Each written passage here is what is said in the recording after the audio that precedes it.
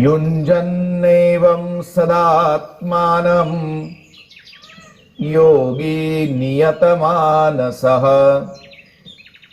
शांतिं निर्वाण परमां मत्संस्थामधिगच्छति।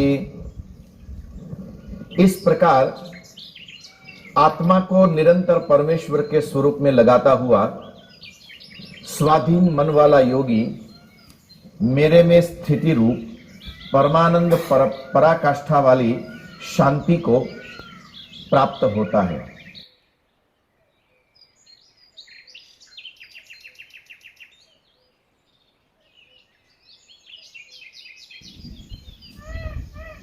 तो सज्जनों, मुस्कुराइए। आप सभी को मेरा प्रणाम। जय सिया राम। कन्या गुरुकुल के लाभार्थ मानवता मिशन द्वारा आयोजित इस आत्म संयम चिंतन सत्र में आपका स्वागत है। आत्म संयम की हमारी ये यात्रा, जिस पर हम विचार कर रहे थे कि भगवान श्री कृष्ण ने आत्म संयम के विषय में जो बातें कही है वो सर्वाधिक हमारे लिए इसलिए लाभप्रद है क्योंकि वक्ता ने अपनी स्थिति को ध्यान में रखकर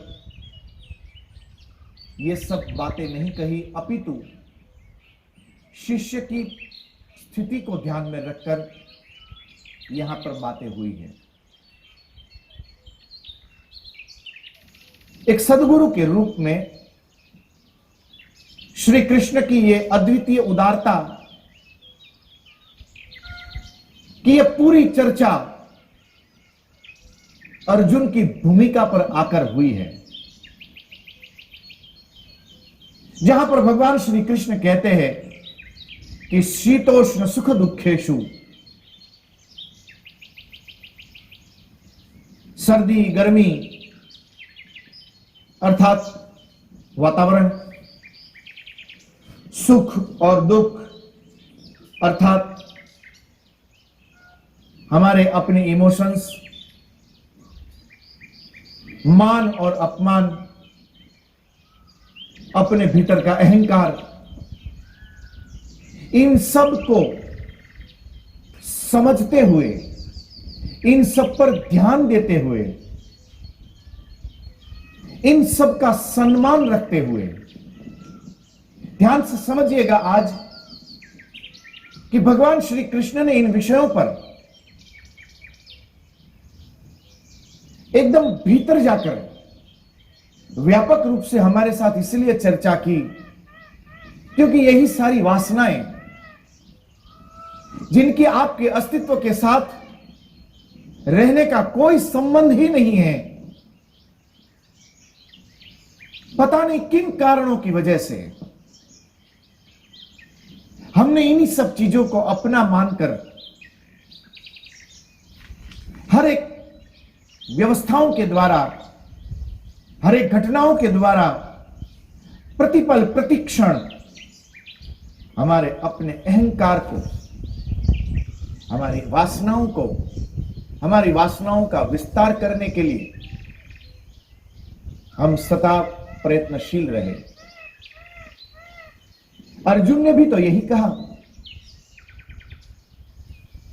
अर्जुन का गांडीवम श्रंसते हस्तात् त्वच्चैव परिदह्यते वे पथुश्च शरीरे में रोमहर्षश्च जायते। ये एक व्यक्त हो रही प्रतिक्रिया को बताते हुए अर्जुन अपने भीतर चल रही उन मानसिक क्रियाओं का भगवान श्री कृष्ण के सामने वो उसका स्वीकार करता है।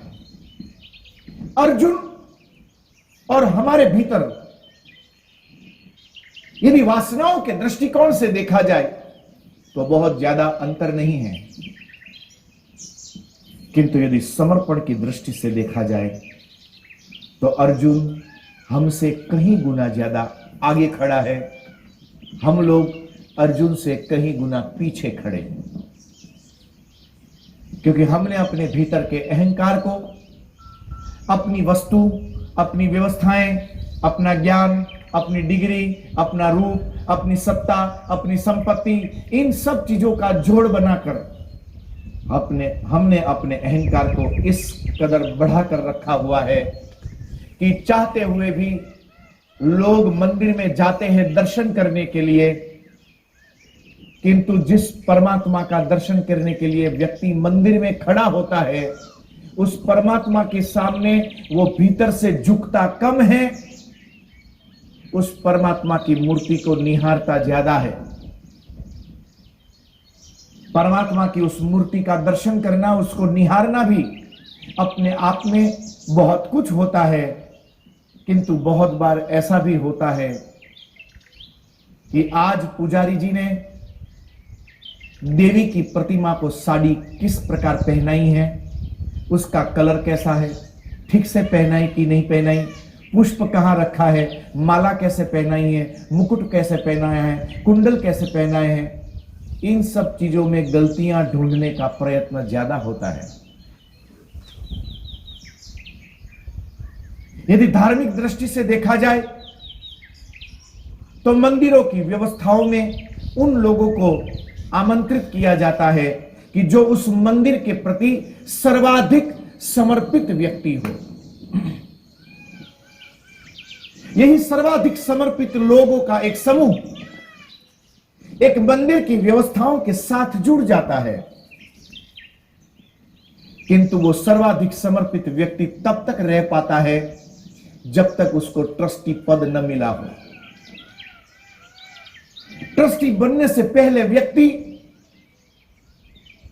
उस ट्रस्ट के विकास के लिए, उन संकल्पों को आगे बढ़ाने के लिए, उन विधाओं का विकास करने के लिए, उन व्यवस्थाओं को और सुचारू रूप से प्रस्थापित करने के लिए, लोगों को किसी भी प्रकार की कोई परेशानी ना हो, ये तदर्थ वो सोचता हुआ, प्रयत्न करता हुआ, चिंतन करता हुआ, बातें करता हुआ नजर आता है, किंतु वो सब कुछ तब तक जब तक उसको उस सत्ता का पद प्राप्त नहीं हुआ। सत्ता का पद प्राप्त होते ही व्यक्ति की भाषा बदल जाती है। कल तक प्रणाम करने वाले लोग आज वहीं पर पिता बनकर घूमते नजर आने लगते हैं। जो वृथा का भार लेकर मंदिरों में घूमता नजर आ जाए, उनको पूछने की जरूरत नहीं है, केवल बाहर से जो आपने भगवान जी के लिए एक माला ली थी, एक माला और ले लो और भगवान जी को तो बाद में पहना देना, पहले उस व्यक्ति को पहना के प्रणाम कर लो कि भैया बहुत बड़ी कृपा करी आपने, आज यदि मंदिर का द्वार न खोला होता तो शायद हमें भगवान के दर्शन न हो पाते। जहां पर केवल समर्पण होना चाहिए था, वहां पर लोगों ने मिलकर कितनी बड़ी प्रपंच को पैदा कर दिया। मेरी सत्ता कहीं चली न जाए, मैंने ये किया है, मैंने वो किया है, ठीक है साथ लेकर चल रहे थे, बाकी हम सब जानते हैं। इस प्रकार की बातें करने वाले, वहां दर्शन करने वाले लोगों का भी वही हाल है। घर से घर कहकर चलते हैं कि बेटा भोजन तैयार करके रखना, मंदिर दर्शन करने के लिए जा रही हूं या जा रहा हूं। घर से मंदिर दर्शन करने के लिए जाते हैं और મંદિરના બહારના ઓટલામાં બેસી અને આપણે કેવા શાસ્ત્રનું ચિંતન કરીએ છીએ એ મારા કરતા વધારે તમે જાણો છો। बाहर की वासनाओं को जो लेकर मंदिर गया, मंदिर के परमात्मा को भूलकर जो व्यक्ति पर निंदा में जुड़ गया, ऐसे निंदक लोगों के बीच में परमात्मा यदि चाहे तो भी रह कैसे सकता है। इसलिए तो गोस्वामी तुलसीदास जी को कहना पड़ा कि मंदिर मंदिर प्रति करी शोधा, देखे जहां तहां अगणित योद्धा। आज मंदिर हमारे लिए युद्ध भूमि ज्यादा बनने लगा है, क्योंकि वहां पर व्यवस्थाएं तो बहुत है, किंतु उस व्यवस्थाओं के भीतर दर्शनार्थी और व्यवस्थापकों के बीच में जो एक विवेक का सेतु होना चाहिए, जो विवेक की स्थापना होना चाहिए, वो विवेक लगभग नदारद है। और इसलिए आज देखो तो मंदिरों की संख्याएं बढ़ती चली जा रही है। कितनी अजीब सी बात है कि हमारे पुराण, हमारे उपनिषद, हमारे शास्त्र, हमारे वेद, जो हमारी धार्मिक वृत्ति का मूलतम आधार है, उन आधारों के बगैर सोचा गया कोई भी विचार तथा कथित धार्मिक तो हो सकता है, किंतु वो धार्मिक नहीं है। ये इस सत्य को प्रत्येक व्यक्ति भली भांति जानता है। ये जानते हुए भी लोग जहां पर वेद कहते हैं, जहां पर उपनिषद कहते हैं, जहां पर स्मृति कहती है, जहां पर पुराण कहते हैं, जहां पर शास्त्र कहते हैं कि 24 के 24 अवतार भगवान नारायण के ही स्वरूप है, यह भगवान नारायण की ही व्यापकता है। उन 24 अवतारों में से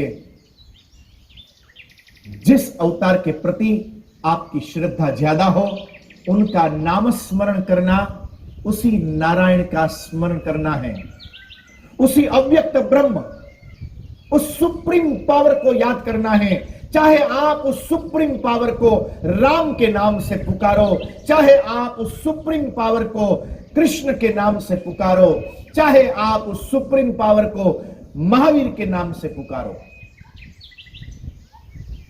24 अवतारों की ये जो चर्चा हुई, फिर ये नए नए अवतारों को पैदा करने की जरूरत क्यों पड़ी? जब आपके शहर में एक मंदिर बना हुआ है, तो फिर शहर के हर गली गली कुचों में नए नए मंदिरों की आवश्यकता क्यों पड़ने लगी है? क्योंकि जिन नेताओं को एक जगह जगह मिल गई, बाकी नेता जो बाहर बच गए, उनकी भी धार्मिक नेतागिरी के लिए अब और एक अखाड़े की जरूरत है। जो अखाड़ा वहां न मिला, तो अब मैंने अपनी ही गली में अपना नया अखाड़ा ही खोल दिया। भगवान श्री कृष्ण इस प्रकार के द्वंद्व से परे होने की एक विधा बताते हुए एक मनोवैज्ञानिक ढंग से हमारी यात्रा करवाते हैं।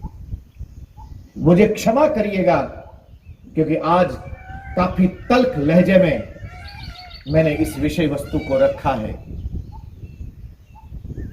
किंतु हमारी जो प्रवृत्ति है, यह हमारी प्रवृत्ति धार्मिक बहुत कम, धर्म की आड़ में दुराचार ज्यादा होता है, धर्म की आड़ में भ्रष्टाचार ज्यादा होता है। और एक गंभीरता पूर्वक आज प्रत्येक आत्मसंयमी को अपने लिए आज सोचना पड़ेगा कि कहीं दूर दराज में भी इस प्रकार का कोई धार्मिक व्यभिचार हमारे अपने भीतर न हो। बाकी दुनिया को, बाकी लोगों को जिसको जैसे रहना हो रहे, मस्त रहे, मुस्कुराते रहे, आनंद करे। आज हम अपने निजानंद के अंदर, आज हम अपने एक शाश्वत आनंद के अंदर, आज हम अपने भीतर के उस व्यापक आनंद के अंदर, जहां पर परमात्मा स्वयं मौजूद मिलता हो, ऐसी परमात्मा की साक्षी के अनुभव के साथ आज जो हम आत्म संयम की इस उड़ान पर निकले हैं, जहां पर मुक्ति और मुक्ति के अलावा, प्रसन्नता के अलावा अब हमारे पास और किसी को ठहरने की, रुकने की और कोई व्यवस्था बचेगी ही नहीं। इस महाप्रयाण के लिए, इस परम ध्यान की अवस्था में पहुंचने के लिए, मन के कुछ विकारों को शांत करने के लिए भगवान श्री कृष्ण ने हमें उपाय सिखाए। किंतु ये उपाय जिन वासनाओं के साथ हमने अपना इतना नजदीकी नाता बना लिया है, अचानक से उन वासनाओं को, अहंकार को, क्रोध को, स्नेह को, शारीरिक सुख को, मानसिक सुख को, आत्मिक सुख को, इन सुख और दुख, सुख दुख समय कृत्वा लाभा लाभो जया जयो, भगवान श्री कृष्ण की ये जो विधा है आत्म संयम की, ये पूरी विधा समता की विधा है। ये पूरी विधा द्वंद्व को पार होने की विधा है। जिसने द्वंद्व के छोर को छोड़ा, न इधर, न दुख की गलियों में, न दुख के गर्त में, न सुख के नाम पर बनी उन ऊंची ऊंची दीवारों पर, न सुख के नाम पर बने उन ऊंचे ऊंचे भवनों पर। भगवान श्री कृष्ण कहते हैं कि न उस गली कुचों में आपको जाने की जरूरत है, न आपको उतनी ऊंचाई तक जाने की जरूरत है। योगी को चाहिए, आत्म संयमी को चाहिए कि जो मध्य में खड़ा रहने की कोशिश करे। क्योंकि यदि सुख के लिए भी यात्रा आज आरंभ करोगे तो दुख का स्मरण आपका पीछा करता हुआ आपकी उस सुख की यात्रा में आपके साथ दौड़ना शुरू करेगा। बहुत विवेक पूर्वक भगवान श्री कृष्ण का यह समता का संदेश है, समझ लो। क्योंकि कृष्ण तो साक्षात परब्रह्म है, नारायण है, सुप्रीम पावर है। आज वो सुप्रीम पावर, वो ब्रह्म, वो नारायण, वो जगन नियंता, वो भगवान, वो ईश्वर आज गुरु का रूप लेकर हमारे बीच उपदेष्टा बनकर इसलिए आए हैं। और उनका एक एक शब्द, उनकी एक एक बात हमारे लिए अंतरतम आदेश हो सकता है। क्योंकि उनका सोचना पूरे ब्रह्मांड का सोचना है। उनका मुस्कुराना पूरे ब्रह्मांड का मुस्कुराना है। उनका निराश होना पूरे ब्रह्मांड का निराश होना है। उनका शांत होना पूरे ब्रह्मांड को शांत होना है। उनका उठना पूरे ब्रह्मांड को उठना है। प्रातरग्निं प्रातरिंद्रगुं हवामहे, उस उदित हो रहे भुवन भास्कर को देखना, उस सूर्य को देखना। उदित पूर्वांचल में सूर्य नहीं होता है, उस सूर्य के पीछे पूर्वांचल में हमारे लिए ब्रह्म उदित होता है। सायंकाल में पश्चिम की क्षितिज पर वो सूर्य नहीं डूबता है, पश्चिम की उस क्षितिज पर अब वो ब्रह्म, वो कर्मयोगी, वो जगन नियंता, वो सुप्रीम पावर अब कुछ विश्रांति के लिए यात्रा करता है। किंतु चंद्र आकर कल अमृत के साथ, शुभता के साथ, सकारात्मकता के साथ वापस उठने की संदेश लेकर आता है। चंद्र की किरणें कामनाओं का संकेत नहीं, चंद्र की किरणें कल अमृत के साथ आपको वापस पुनः अपने कर्मों में लगना है, इसका यह संदेश है, ये इसका पुनर्जागरण है। इसलिए भगवान का महारास दिन के उजाले में नहीं अपितु चंद्र की चांदनी में हो सका, क्योंकि यह महारास एकात्मता का संदेश है। तो यहां पर भगवान श्री कृष्ण का यह समता का सिद्धांत, यह सिद्धांत ही नहीं अपितु प्रत्येक आत्म संयमी साधक के लिए उस परम गुरु के द्वारा दिया गया एक समत्व का आदेश है। पूज्यपाद स्वामी सत्यमित्रानंद गिरि जी महाराज का समन्वय का पूरा सिद्धांत आत्म संयम का सिद्धांत है। क्योंकि इसी सिद्धांत का जो मूल सूत्र है, इस आत्म संयम के मूल में जो पड़ा है, जो उसका बीज है, जो अभी अंकुरित नहीं हुआ, वो आपके विवेक धरा पर जिसको अंकुरित होना बाकी है, ऐसा जो बीज, वो बीज मंत्र है समत्व का। समत्वम योग उच्यते, अर्थात जिसने अपने भीतर समन्वय को साध लिया,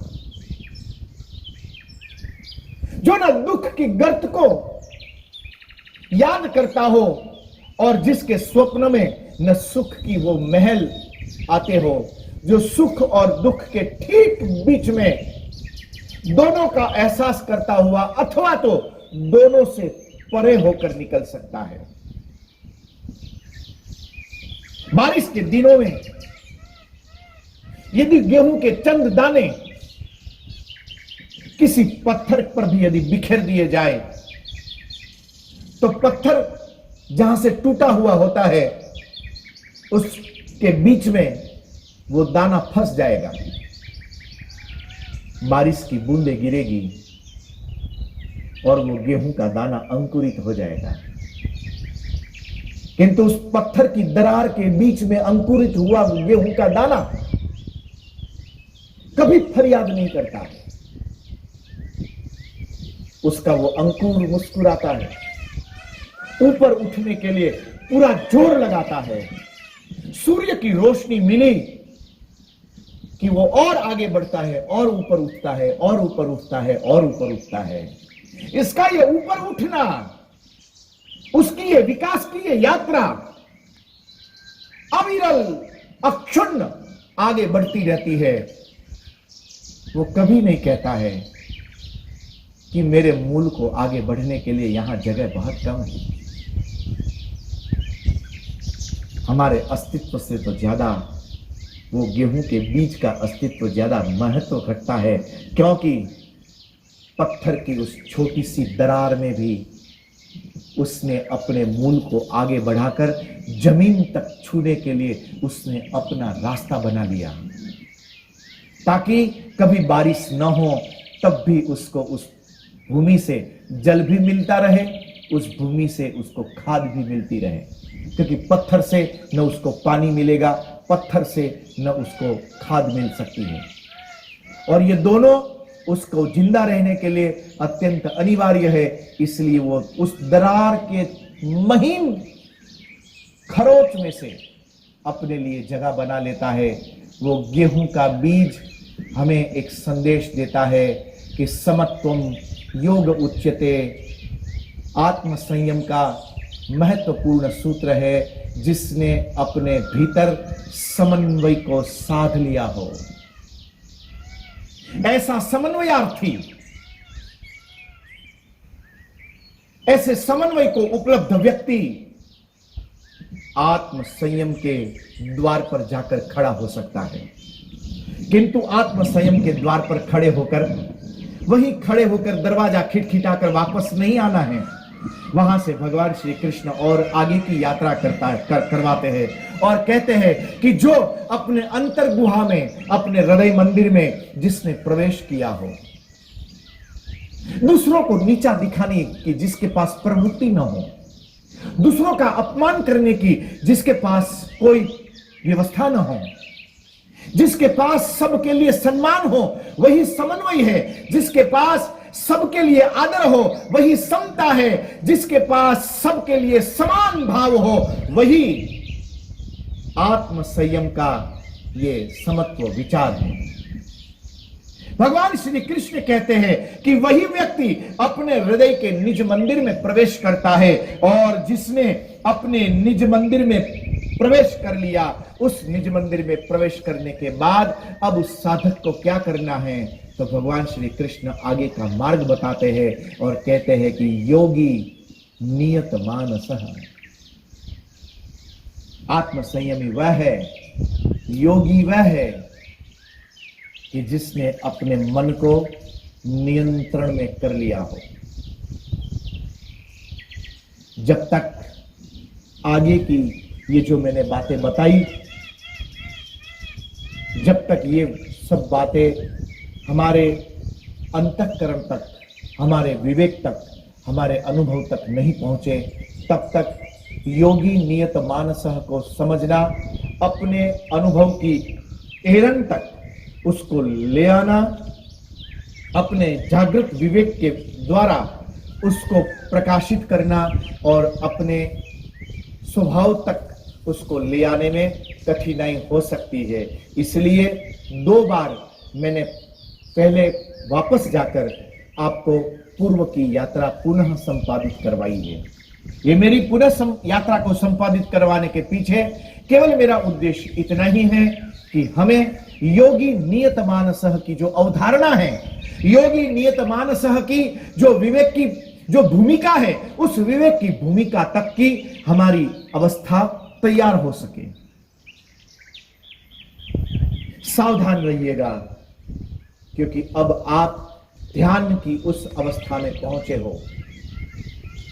गहरी सांस लेकर आंख बंद करके ब्रह्मांड की सकारात्मकता का जब आप आमंत्रण करते हो, तो ब्रह्मांड की पूरी सकारात्मकता दौड़ती हुई आपको भीतर से भरना शुरू करेगी। मैं प्रयत्न करता हूं पर मेरे प्रयत्न व्यर्थ हो जाते हैं।